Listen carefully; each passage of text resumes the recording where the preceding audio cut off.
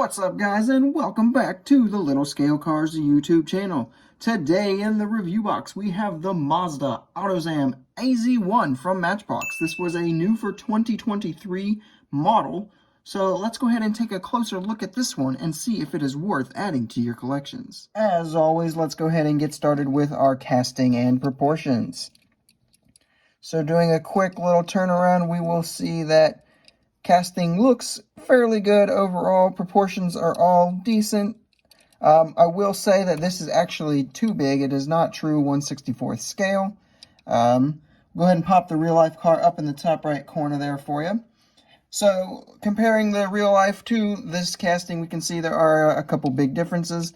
So first and foremost, we have a lot of plastic on this casting. So we couldn't really get the gull wing doors done how I personally would have liked it.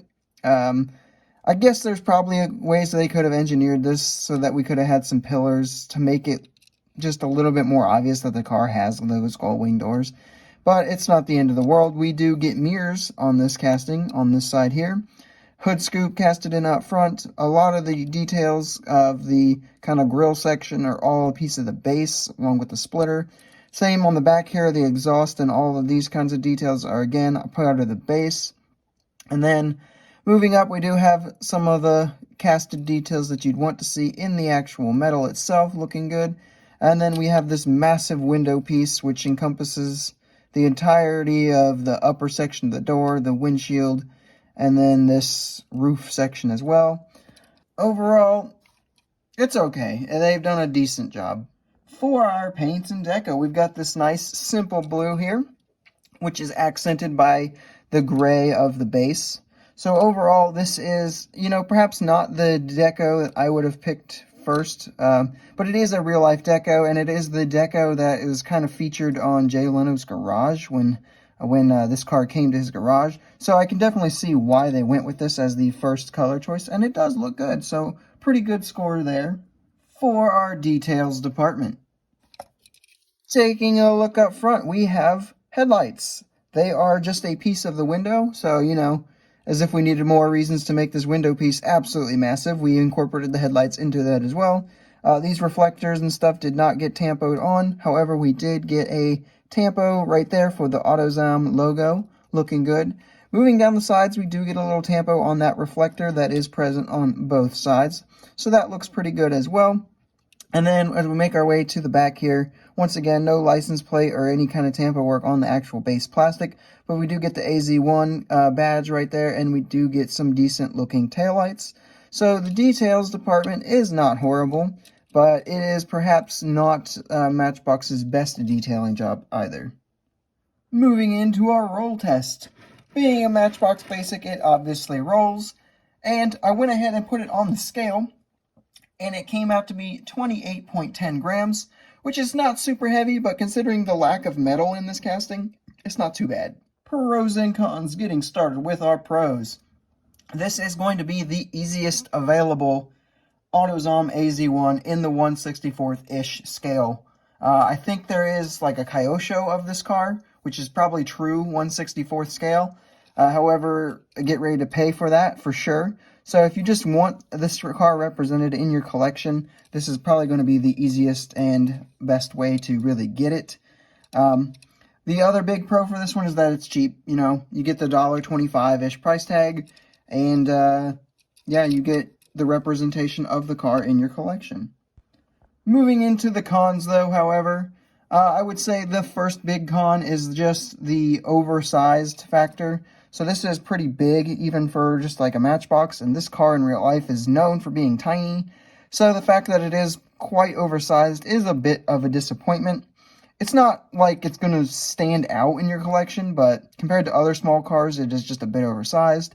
Someone said that that was due to the lack of Matchbox having smaller wheels. These are probably the smallest wheels that Matchbox have.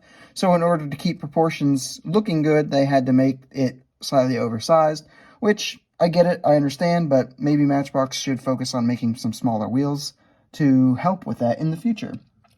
Another big con that I'm going to say is the huge amount of plastic on this casting. So the base is entirely, well, not just the base extends up into the bumpers. So that makes a lot of plastic, and then the window piece just being so huge kind of creates a weird look up here, honestly. It doesn't look great. And because of the packaging that they decided to go with, there's actually a common issue, as you can kind of see when I get some light dancing over the windshield, of big scuffs on the windshield itself. So just overall, just a little bit too much plastic for my liking on this release. For some quick size comparisons, here it is with some other Mazdas you might have in your collection, with the Mazda RX-7 convertible from Matchbox Moving Parts, and the Mazda MX-5 Miata from Hot Wheels.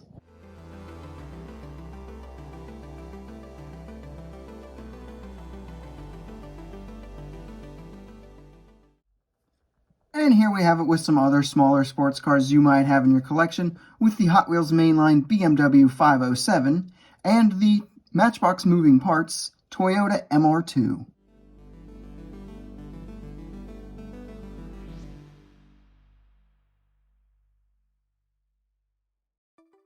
So it is now time for my overall thoughts and final score. I'm going to go ahead and give this one an 8.7 out of 10.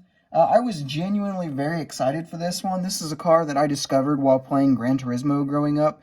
And being a fan of small, kind of obscure sports cars, it really clicked with me. It's something that I really liked. And the execution of it just really could have been better. It's not bad. It's decent. But it's just not exactly what I think Matchbox is capable of. There is just an absolute absurd amount of plastic in this release. I just think that there could have been better ways to engineer the casting to kind of reduce the sheer amount of plastic that we used on it. And that weird amount of plastic has caused there to be rubs, so it doesn't always look good on the windshield itself. The casting itself being oversized is a little bit disappointing as well, just because it doesn't sit next to those smaller sports cars quite as nicely as you might like it to. But at the end of the day, these are all just kind of slight drawbacks and slight hindrances, because there's really not a whole lot of other options to get this car in your collection unless you want to pay those Kyosho prices, especially with this not being a modern kind of Kyosho. That's one that's a little bit harder to track down because it's an older release. However, for the $1, $1.25-ish price point, depending on where you get it, it's, pretty good. It's decent. It's a good way to get this car into your collection if you're someone like me who really wanted this car in his collection, but probably wasn't going to pay Kyosho level prices for it. So for that reason, I will still recommend it, just because there aren't a lot of other options for it, and it is still a decent representation of the car. You can still tell that that's what it is trying to be. And with that, that is all I have for this review, guys. I hope you enjoyed it. If you did, make sure you hit the like button. Leave a comment down below telling me what your thoughts are on this particular model, what you like, what you didn't like about it, and make sure you subscribe so you don't miss out on any future videos, and I will see you in the next video.